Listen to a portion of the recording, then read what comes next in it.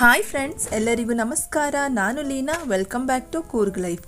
ಇವತ್ತು ಅಲಸಂದೆಕಾಯಿ ಪಲ್ಯವನ್ನು ಬೆಳಗಿನ ತಿಂಡಿಗೆ ಚಪಾತಿ ಜೊತೆ ಕಾಂಬಿನೇಷನ್ ಆಗಿ ಮಾಡ್ತಾ ಇದ್ದೀನಿ. ಇದನ್ನು ನಾವು ಸಿಂಪಲ್ ಮಸಾಲೆಯೊಂದಿಗೆ ಡಿಫ್ರೆಂಟ್ ಆಗಿ ಮಾಡ್ಕೋಬಹುದು. ನೀವು ಇದನ್ನು ರೊಟ್ಟಿ, ಚಪಾತಿ ಹಾಗೆ ಅನ್ನದ ಜೊತೆಗೂ ತಿನ್ಬಹುದು. ಇದನ್ನು ಹೇಗೆ ಮಾಡೋದು ಅಂತ ನೋಡೋಣ ಬನ್ನಿ.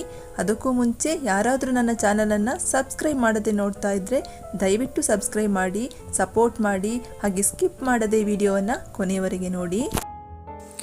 ಇಲ್ಲಿ ಅಲಸಂದೆಕಾಯಿಯನ್ನು ಅರ್ಧ ಕೆಜಿಯಷ್ಟು ತಗೊಂಡಿದ್ದೀನಿ.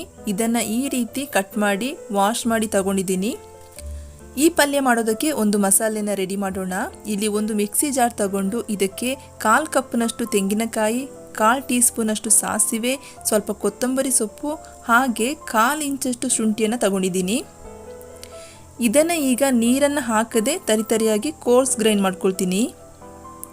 ನೀವು ಈ ಮಸಾಲೆಗೆ ಬೇಕಿದ್ದರೆ ಹಸಿಮೆಣಸನ್ನು ಹಾಕ್ಕೊಳ್ಬೋದು. ನಾನಿಲ್ಲಿ ಹಾಕಿಲ್ಲ. ಈಗ ಇದನ್ನು ಗ್ರೈಂಡ್ ಮಾಡೋಣ. ನೋಡಿ, ಇಲ್ಲಿ ಈ ರೀತಿ ತರಿತರಿಯಾಗಿ ಗ್ರೈಂಡ್ ಮಾಡ್ಕೊಂಡಿದ್ದೀನಿ. ಇಲ್ಲಿ ಮಸಾಲೆ ರುಬ್ಬಿ ಆದಮೇಲೆ ಬಾಣಲೆ ಬಿಸಿ ಆಗೋದಕ್ಕೆ ಇಟ್ಟಿದ್ದೀನಿ. ಬಾಣಲೆ ಬಿಸಿ ಆದಮೇಲೆ ಇದಕ್ಕೆ ಸ್ವಲ್ಪ ಎಣ್ಣೆನ ಹಾಕ್ಕೊಳ್ತೀನಿ. ಇಲ್ಲಿ ಎಣ್ಣೆ ಬಿಸಿ ಆದಮೇಲೆ ಇದಕ್ಕೆ ಅರ್ಧ ಟೀ ಸ್ಪೂನಷ್ಟು ಜೀರಿಗೆ ಹಾಗೆ ಈರುಳ್ಳಿಯನ್ನು ಈ ರೀತಿ ಸಣ್ಣದಾಗಿ ಕಟ್ ಮಾಡಿ ಹಾಕ್ಕೊಳ್ತೀನಿ. ಇದರ ಜೊತೆಗೆ ಸ್ವಲ್ಪ ಕರಿಬೇವಿನ ಸೊಪ್ಪನ್ನು ಹಾಕ್ಕೊಂಡು ಇಲ್ಲಿ ಈರುಳ್ಳಿ ಕಲರ್ ಚೇಂಜ್ ಆಗೋವರೆಗೆ ಈ ರೀತಿ ಫ್ರೈ ಮಾಡ್ಕೊಳ್ತೀನಿ. ಇಲ್ಲಿ ಈರುಳ್ಳಿ ಇಷ್ಟು ಫ್ರೈ ಆದಮೇಲೆ ಇದಕ್ಕೆ ಕಟ್ ಮಾಡಿರುವಂಥ ಒಂದು ಟೊಮೆಟೊವನ್ನು ಹಾಕ್ಕೊಂಡು 1 ಚಿಟಿಕೆ ಅರಿಶಿನ ಹಾಗೆ 1 ಸ್ಪೂನ್ ಖಾರದ ಪುಡಿಯನ್ನು ಹಾಕ್ಕೊಳ್ತೀನಿ.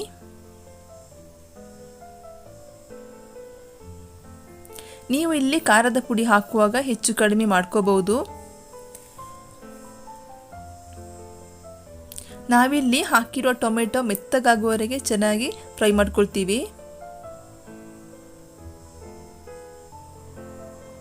ಟೊಮೆಟೊ ಇಲ್ಲಿ ಇಷ್ಟು ಬೆಂದಾದ ಮೇಲೆ ಇದಕ್ಕೆ ಕಟ್ ಮಾಡಿರುವಂಥ ಅಲಸಂದೆಕಾಯಿಯನ್ನು ಹಾಕ್ಕೊಂಡು ರುಚಿಗೆ ಬೇಕಾಗುವಷ್ಟು ಉಪ್ಪನ್ನು ಹಾಕ್ಕೊಳ್ತೀನಿ.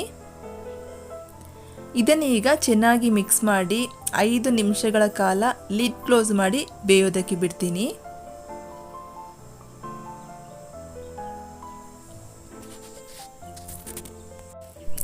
ಇಲ್ಲಿ 5 ನಿಮಿಷ ಆದಮೇಲೆ ಲಿಡ್ ಓಪನ್ ಮಾಡ್ತಾ ಇದ್ದೀನಿ. ಇಲ್ಲಿ ಅಲಸಂದೆಕಾಯಿ ಅರ್ಧ ಭಾಗದಷ್ಟು ಬೆಂದಿದೆ ನೋಡಿ. ಇದನ್ನು ಈ ರೀತಿ ಸ್ವಲ್ಪ ಮಿಕ್ಸ್ ಮಾಡಿಕೊಂಡು ಅರ್ಧ ಕಪ್ನಷ್ಟು ನೀರನ್ನು ಸೇರಿಸ್ಕೊಳ್ತೀನಿ. ಇಲ್ಲಿ ನೀರನ್ನು ಹಾಕಿದ ಮೇಲೆ 10 ನಿಮಿಷಗಳ ಕಾಲ ಪುನಃ ಲಿಡ್ ಕ್ಲೋಸ್ ಮಾಡಿ ಚೆನ್ನಾಗಿ ಬೇಯೋದಕ್ಕೆ ಬಿಡ್ತೀನಿ. 10 ನಿಮಿಷಗಳ ನಂತರ ನೋಡ್ತಾ ಇದ್ದೀನಿ ಅಲಸಂದೆಕಾಯಿ ಈ ರೀತಿ ಬೆಂದಿದೆ ನೋಡಿ. ಈಗ ಇದಕ್ಕೆ ರುಬ್ಬಿರುವ ಮಸಾಲೆಯನ್ನು ಹಾಕಿ ಚೆನ್ನಾಗಿ ಮಿಕ್ಸ್ ಮಾಡಿಕೊಂಡು 1 ರಿಂದ 2 ನಿಮಿಷಗಳ ಕಾಲ ಲಿಡ್ ಕ್ಲೋಸ್ ಮಾಡಿ ಬೇಯೋದಕ್ಕೆ ಬಿಡ್ತೀನಿ. ಅಲಸಂದೆಕಾಯಿಯನ್ನು ಯೂಸ್ ಮಾಡಿ ಹಲವಾರು ರೀತಿಯಲ್ಲಿ ರೆಸಿಪಿಯನ್ನು ಮಾಡ್ಕೋಬಹುದು. ಈ ರೀತಿ ಮಸಾಲೆಯನ್ನು ಹಾಕಿ ಒಮ್ಮೆ ಮನೆಯಲ್ಲಿ ಮಾಡಿ ನೋಡಿ, ತುಂಬಾ ಚೆನ್ನಾಗಿರುತ್ತೆ. ಇಲ್ಲಿ ನೋಡಿ ಅಲಸಂದೆಕಾಯಿ ಪಲ್ಯ ರೆಡಿಯಾಗಿದೆ. ಈಗ ಗ್ಯಾಸ್ ಫ್ಲೇಮ್ ಆಫ್ ಮಾಡ್ಕೊಳ್ತೀನಿ. ನಾನೀಗ ಇದನ್ನು ಚಪಾತಿ ಜೊತೆ ಸರ್ವ್ ಮಾಡ್ಕೊಳ್ತೀನಿ. ಹಾಗೆ ಟೇಸ್ಟ್ ಮಾಡಿ ನೋಡ್ತೀನಿ. ಇವತ್ತಿನ ಈ ರೆಸಿಪಿ ನಿಮಗೆ ಇಷ್ಟ ಆದರೆ ಒಂದು ಲೈಕ್, ಶೇರ್, ಕಮೆಂಟ್ ಮಾಡಿ. ಹಾಗೆ ಮತ್ತಷ್ಟು ಈಸಿ ರೆಸಿಪಿಗಾಗಿ Laksha Leena Coorg life channel subscribe ಮಾಡೋದನ್ನು ಮರಿಬೇಡಿ. ನಾಳೆ ಮತ್ತೊಂದು ರೆಸಿಪಿಯೊಂದಿಗೆ ಸಿಗ್ತೀನಿ. ವಿಡಿಯೋ ನೋಡಿದ್ದಕ್ಕಾಗಿ ಎಲ್ಲರಿಗೂ ಧನ್ಯವಾದಗಳು. Thank you for watching. Thank you.